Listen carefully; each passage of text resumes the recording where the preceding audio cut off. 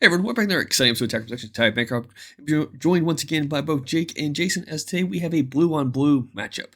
Jake has brought a Soul Striker, and Jason has brought back the skillless Gohan build, which for his is crazy because I will never put black cards in that deck because I always have bad luck. But like always, there's buttons, links, check them out. But let's get into it. What is going on, guys?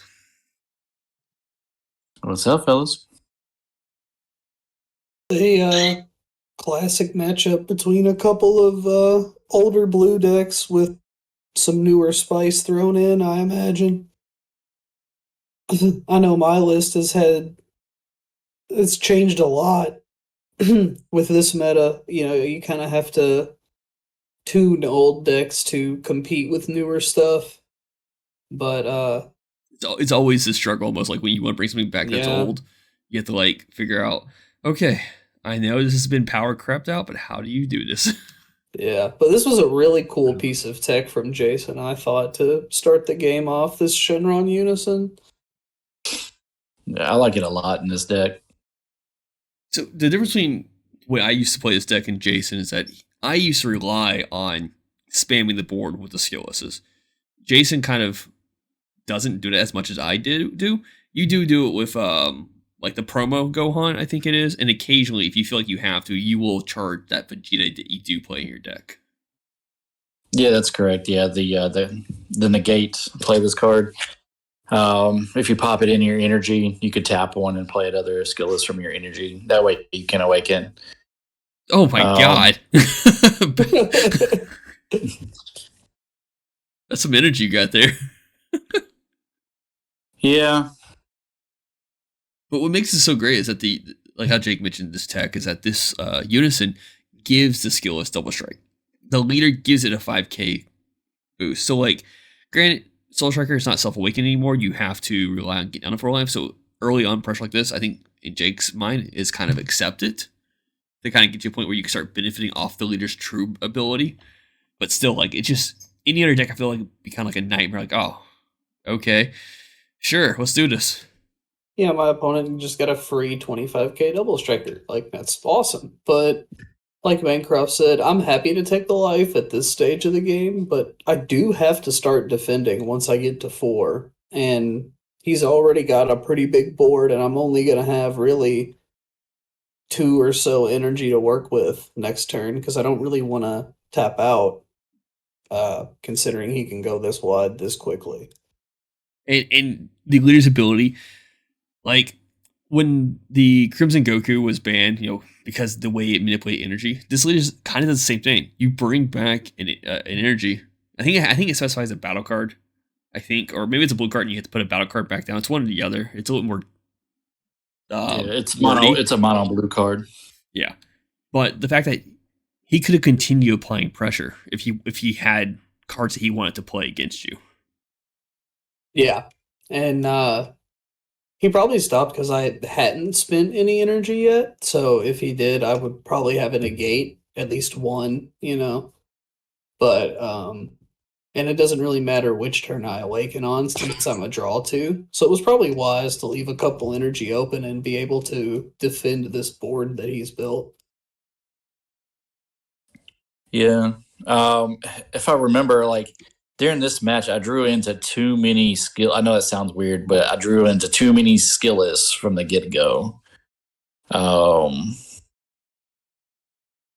So usually on my next turn after I awaken, usually I'll just take life up until about 4 or 3, and then I'll start defending pretty heavily after that. Out of curiosity, was there a reason why you weren't Z charging the cards you comboed with? So after playing this deck the way I have it a few more times, I realized that I can just take life if people go after my Unison, which I just kind of forgot that little tidbit of information. So now instead of comboing and putting it into Z energy, I've tried to put as many skillless as I can into the drop. That way I can activate the -7 on the Unison. Gotcha. But honestly, since I'm not playing red, he wasn't playing red. I didn't have to worry about that. That new Explosive dance. Yes, thank you. I forgot what it was called. Um, I don't have any like good blue Z battle cards for this deck, so I don't really rely on Z energy a whole lot. Yeah, it really breaks down to the staples, which is Cell, Android 21, Vegito, and then whatever else you want attacking like the Z extra cards. Yeah. I only have one of those Goku blacks. I put it in my energy. I know I could pick it up later, but I only run one. So usually it's like later game. I'll start to actually put some stuff in the Z energy so I can play it, but that's about it, really. Speaking of that, one of the things I like about decks like this is that depending on what you play against, your energy is a resource for you. So as long as you have a card in your hand that you switch out, like cool, I'll just charge this and I'll pick it up later when I need it, and then use it then. Yeah, that's why I like the Gohan leader. The only thing I was really concerned about is I think Jake plays the hit unison. Yeah, it can be And really scary. Yeah. So if he was to unawaken me, I'd be kind of screwed at that point. Yeah, the hit unison is. I remember when Z leaders were first introduced, people were like, "Yo, just throw this in there. This worked out great." And then it was kind of rolled where it didn't work that way. But still, against a deck that doesn't have a Z leader, it is so scary. Like if Jake feels like your next turn is your go off turn, he goes, "You know what? I'm gonna shut your leader down."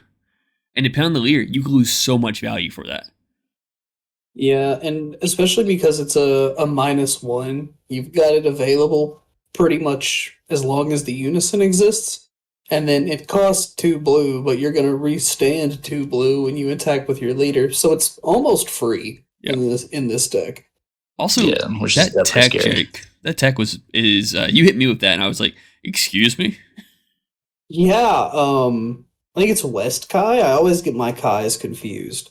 But when you combo with it defensively, you can choose one card in your opponent's combo area and put it back in their hand. And a lot of decks early on, people will swing and combo with one card just to make one Z energy and get a play going. And you can really throw a wrench in their turn by just comboing with that guy, forcing the card they comboed with back to their hand, and then they have to spend energy or make additional attacks that they don't otherwise want to just to continue their game plan. And That was pretty smart. you just spent a card out of your hand.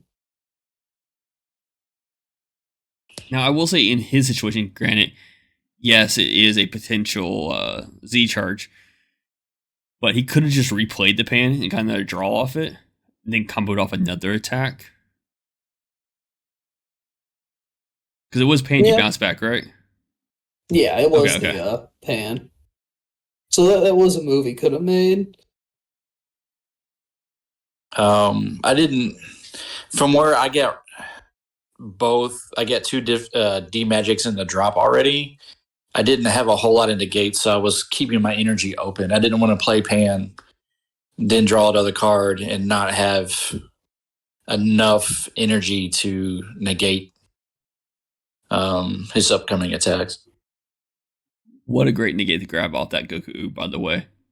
Yeah, I wanted ways to make this Goku Oob a little bit better in my list, so I included a 4th copy of this pan that I just played because she's an Earthling. And then I was like, what other good Earthlings can I grab other than just more copies of, stuff that's already on the board? And I was like, hey, Gotank's battling the forces of evil as an Earthling, and so is Gohan Baby's minion. So just chuck a couple of copies of both of those in here and get a little bit more synergy out of that 4-drop.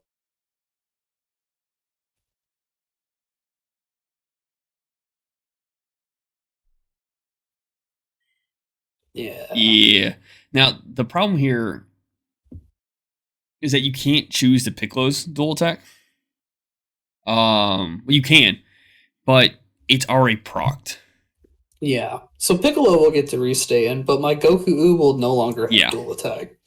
So now because I saw he pointed towards Piccolo, that's why I wanted to mention that. But yeah, you did switch over to Goku Oob, which was nice of you, Jake, to point that out. Oh yeah. Well, um, The I question think was when I asked about it, you Jake actually told me that you could pick both cards if he didn't attack with it to begin with. Because if you're just picking, but is it can you pick both cards or is this just one battle card? you pick a skill. So you choose a skill that is on a battle card that I have, and then it negates that skill across all cards on my table. So since I had two cards with dual attack, it hit both of them. But Yes, that be- works way better than I thought. yeah, but because I had already swung, dual attack was already pending and already got its usefulness, but it stopped my Goku Oob from getting its second attack. And you get to draw a card, combo it off. Yeah, I love Pilaf Shumai.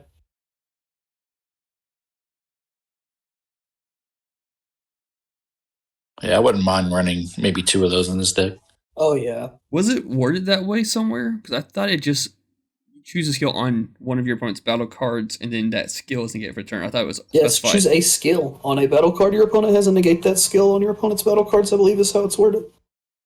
Or negate that skill on your opponent's cards, maybe, is how it's worded. It's just in that But I'm skill pretty is sure negated it's for the everything turn. that shares skills.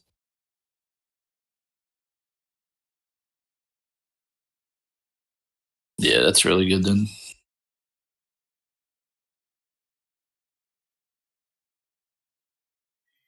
I can't read the card from my phone, so I can't zoom in that far.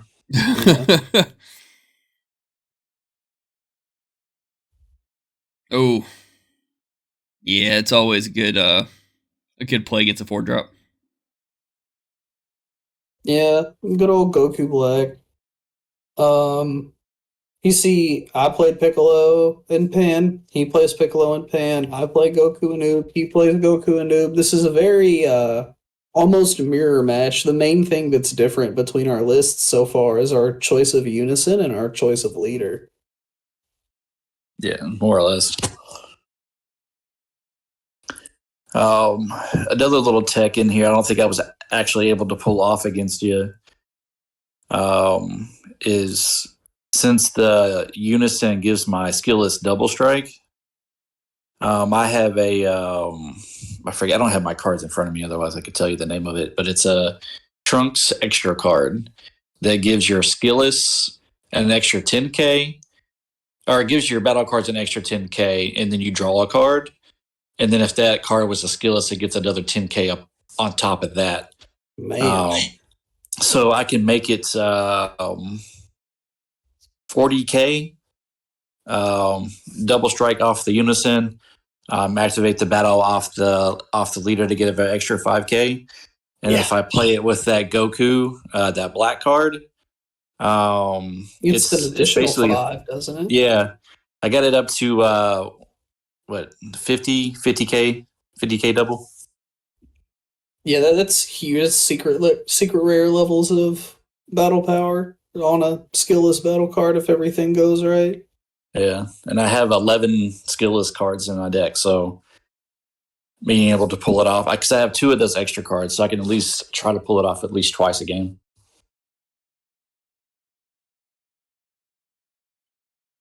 Speaking of the mirror match, looks like he followed up with Goku Black as well. Yeah. Yeah, that's a good negate. And unfortunately, that isn't overall.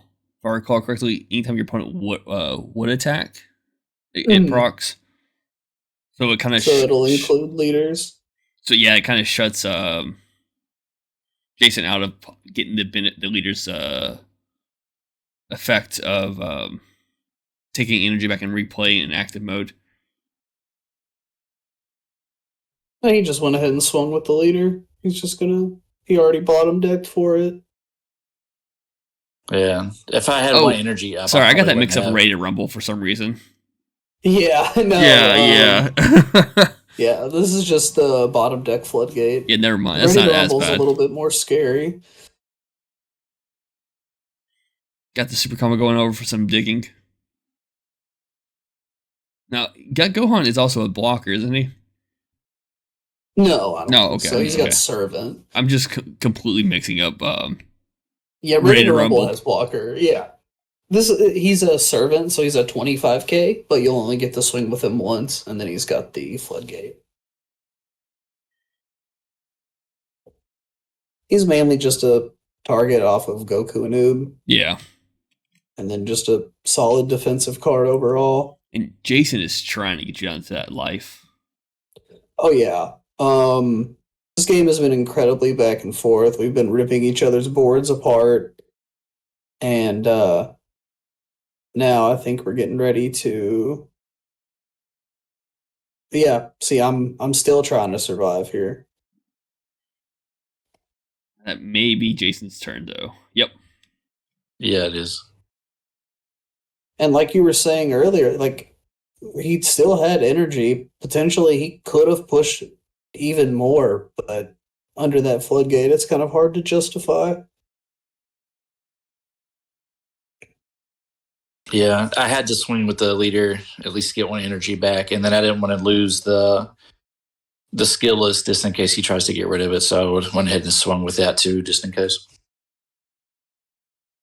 Ooh, interesting. Went pretty good. So I know in our matchup, and obviously this is always matchup dependent, but you held off as long as possible for your Android 21's activate main. That's something you kind of do normally.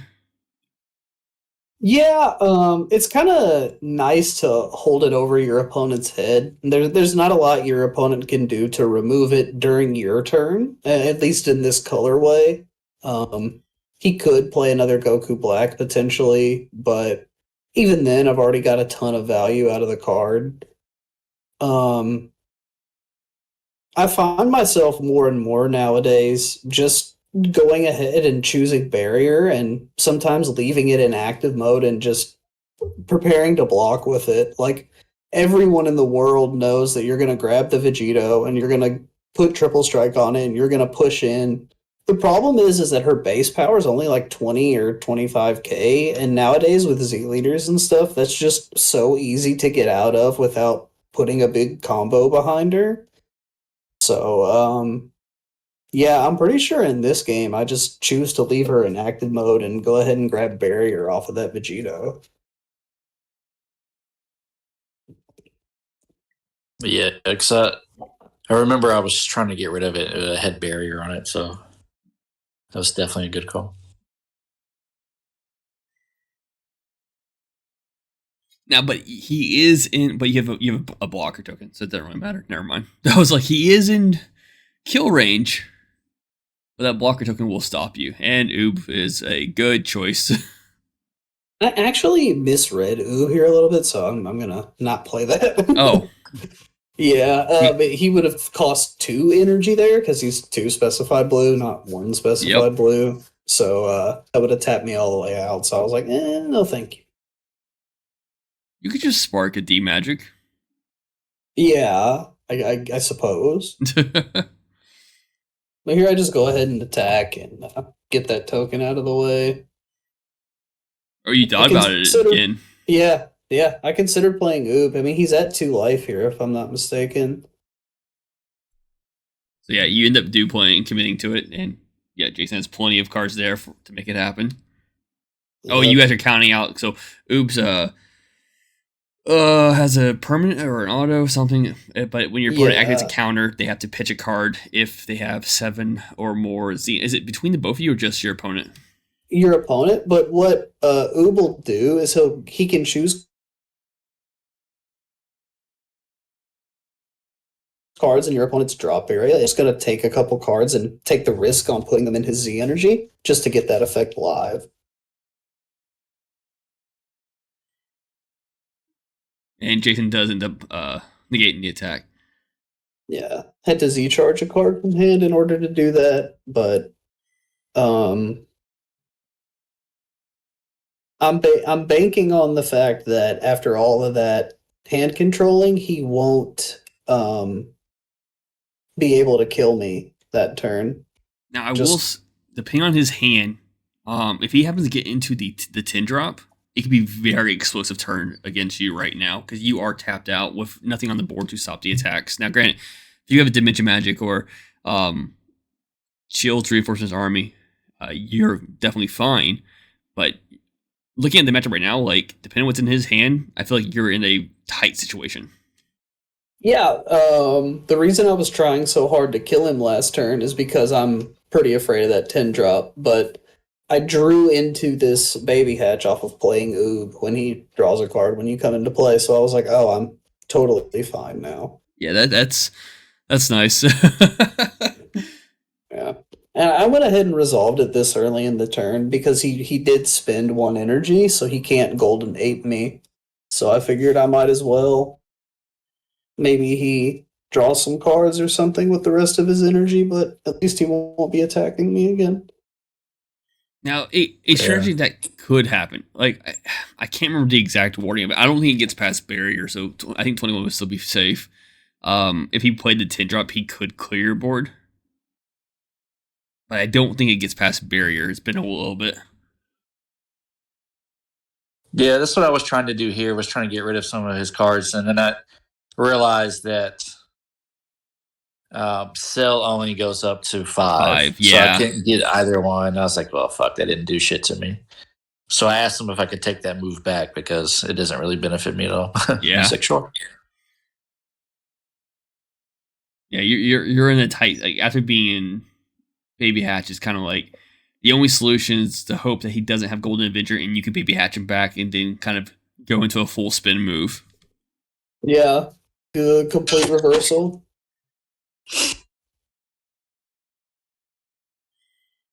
So being at 2 life, I feel like the first attack should be Oob. It's a death blow. It just gets rid of any additional negate. You're sitting at 6 energy? Yeah. Now, I don't think we're going to see it this match. But you do play the Goku Z leader, which is like a double strike crit.